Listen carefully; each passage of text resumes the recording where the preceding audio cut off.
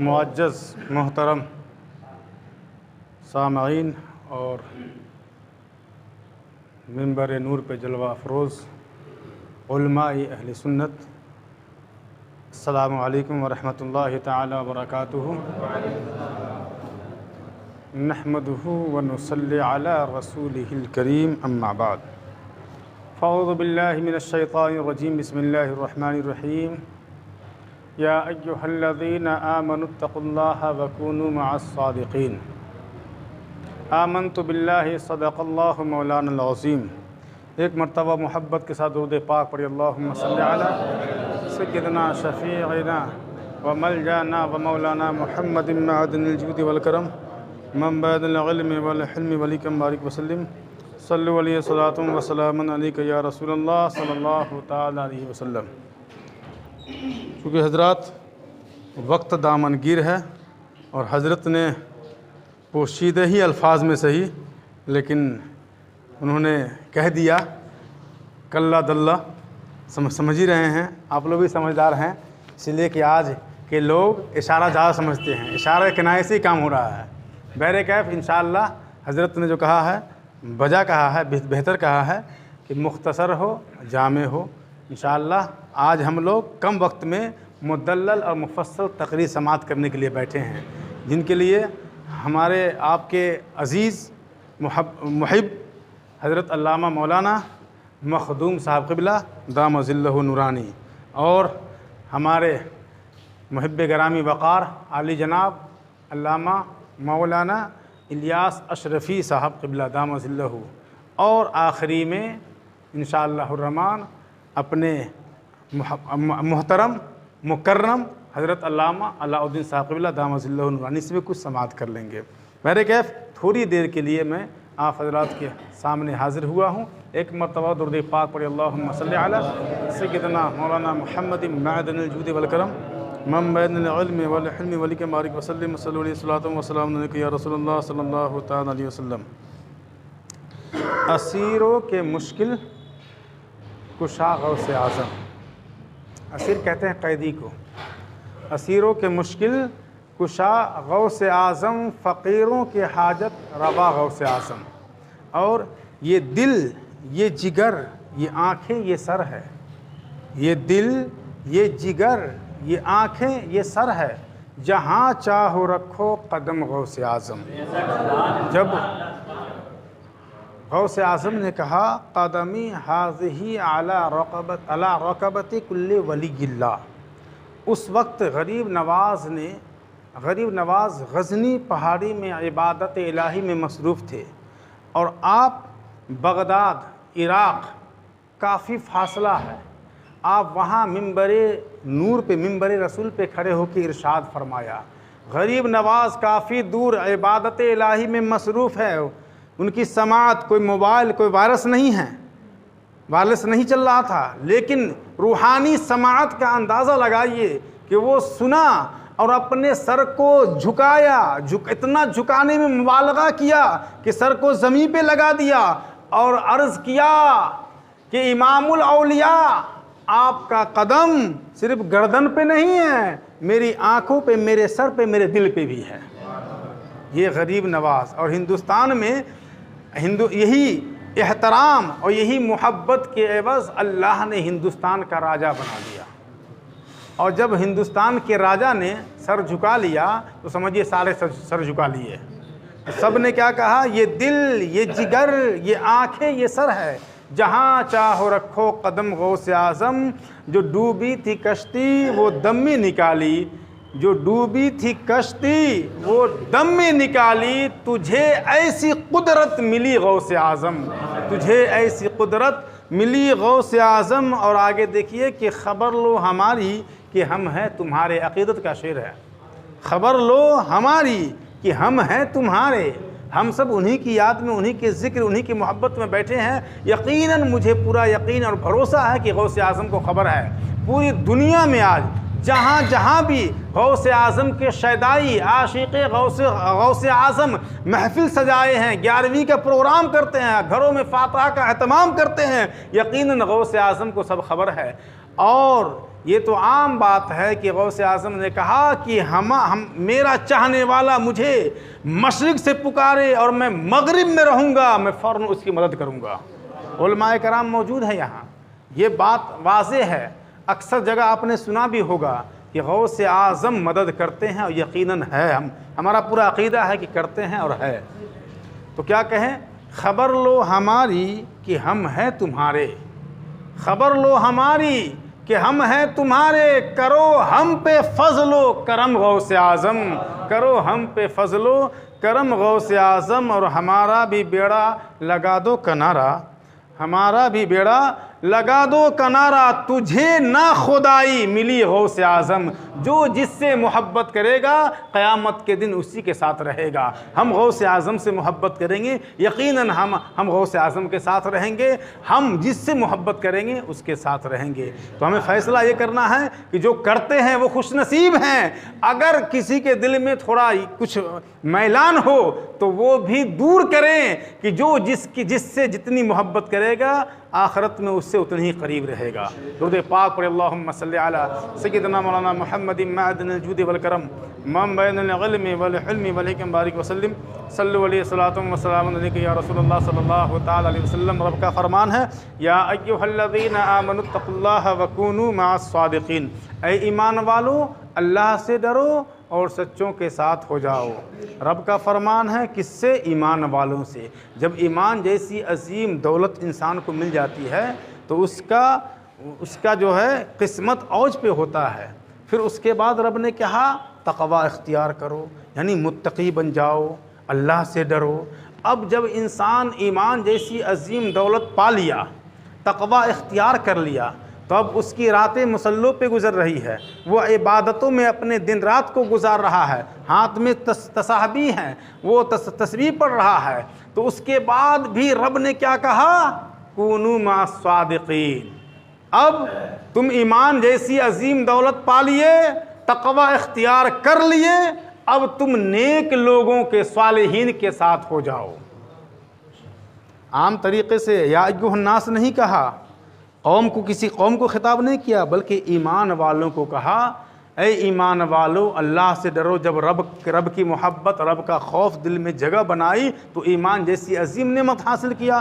फिर जब ईमान आ गया तो उसने तक़वा इख्तियार किया, जब तक़वा इख्तियार कर लिया, इबादतों में दिन रात गुजारने लगा, तो क्या कहा? सच्चों के साथ हो जाओ। इसका क्या मतलब है? जब सच्चों के साथ हो जाएंगे ना, तो आपने सुना होगा कि शैतान के बड़े मकरो फ़रेब होते हैं।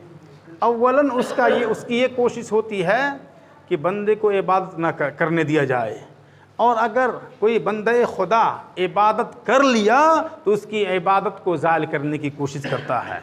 इसीलिए कि जब रब की बारगाह से वो मरदूद हुआ था तो रब से ये वादा लिया था कि मौला मैं तेरी नाफरमानी की। तौहीद का मुनकर नहीं था, वो नबी की अज़मत का मुनकर हुआ। रब ने कहा सजदा करो, सजदा ताज़ीमी से बना कर दिया। क्यों?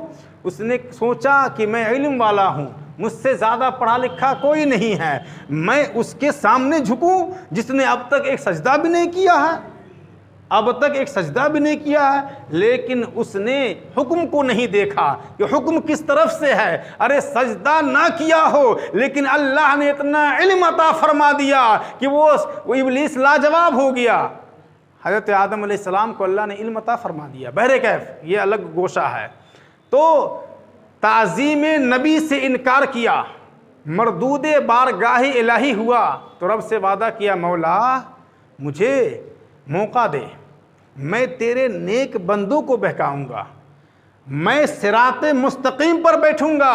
मौला मैं तुझसे वादा करता हूँ कि आज तेरी बारगाह का मैं मरदूद हुआ, निकाला जा रहा हूँ, मैं तेरे गुनाहगार बंदों में टच नहीं करूँगा, गंदे रास्तों पे मैं कभी नज़र नहीं आऊँगा। मैं तो ऐसे रास्ते पे बैठूँगा जो रास्ते पाकी की तरफ जा रहे हों, जो रास्ते मस्जिद और मदरसे तक जाते हों, जो रास्ते खानकाहों से मिल रहे हो। मौला मैं ऐसे रास्ते पे बैठूँगा और तेरे नेक बंदों को बहकाऊँगा।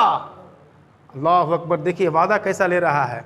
और यहीं तक नहीं, बल्कि उसके तो इतने मकरो फ़रेब हैं कि हम जैसा आम इंसान पहचान भी नहीं सकता है।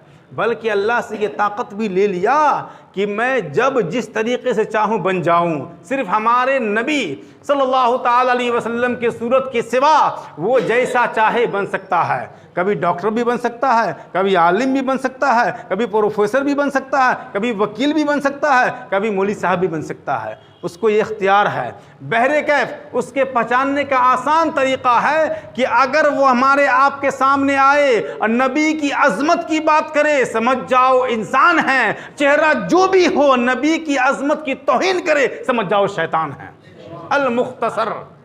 अल-मुख्तसर ये कि अल्लाह ने फरमाया अब ईमान जैसी अजीम नेमत मिल गई, दौलत मिल गई, तक़वा इख्तियार कर लिए, कूनू मा स्वादिकीन, सच्चों के साथ हो जाओ।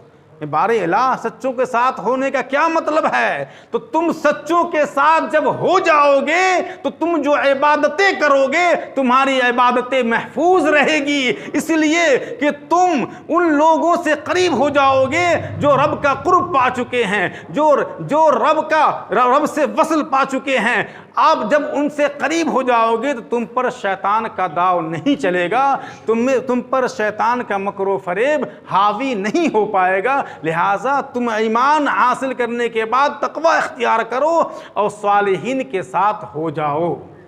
दुरूद पाक पर अल्लाहु रब्बु मुहम्मदिन सल्लल्लाहु अलैहि वसल्लम नहनु इबादु मुहम्मदिन सल्लल्लाहु अलैहि वसल्लम। अल-मुख्तसर गौस आज़म के साहबजादे हज़रत अल्लामा ज़ियाउद्दीन रहमतुल्लाह ताला अलैह इरशाद फरमाते हैं कि हमारे वालिद ने मुझसे कहा कि शैतान एक मर्तबा मुझ पर भी हमला किया। आप फरमाते हैं कि मैं भूखा और प्यासा इबादत इलाही में गर्क था, इबादत में मसरूफ़ था। एक नूरानी बादल, एकदम चमकीला बादल मेरे सर के करीब आया ऊपर, और उससे थोड़ी देर के बाद आवाज़ आई, अब्दुल कादिर मैं तेरा खुदा हूँ। अब तक जितनी चीज़ें तुम पर हराम थी मैं तुम पे सारी चीज़ों को हलाल कर दिया।